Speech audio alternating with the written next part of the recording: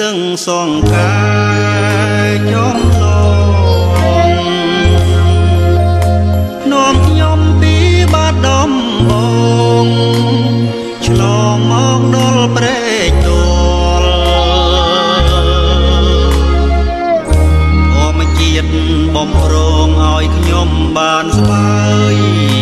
កងវល់បានយល់មុនរត់បឹងទន្លេសាបធីតាល្អ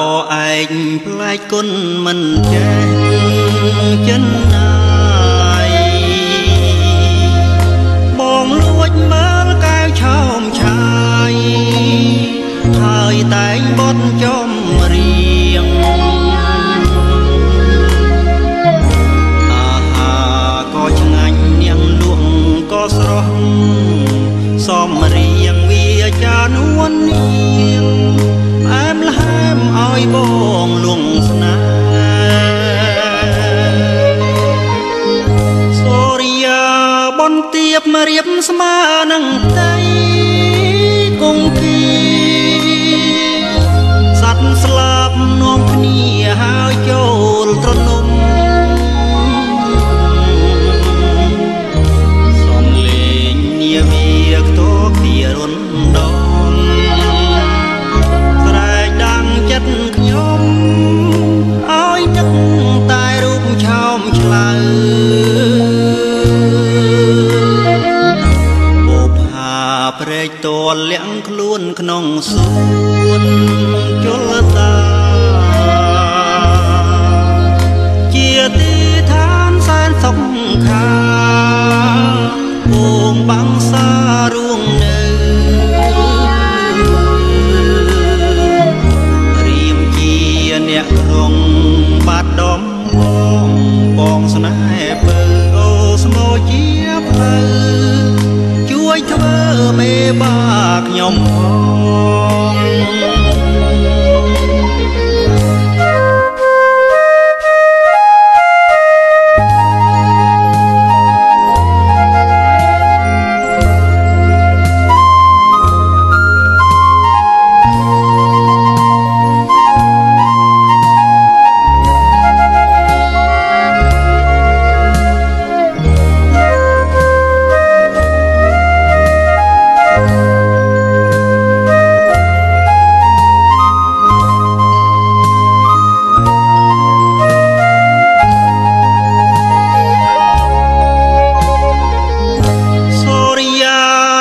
ទៀបមករៀបស្មើនឹងដីគង្គាសត្វស្លាប់នាំគ្នាហើយចូលត្រនំសំលេងនាវាខ្ទរពីរុនដំស្រែកដាំងចិត្តខ្ញុំឲ្យនឹកតែរូបឆោមឆ្លៅ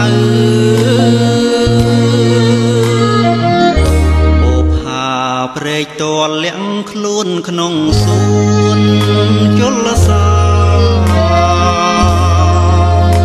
ជាទីឋានសែនសុខាពងបាំងសារួងនៅរៀមជាអ្នកក្រុង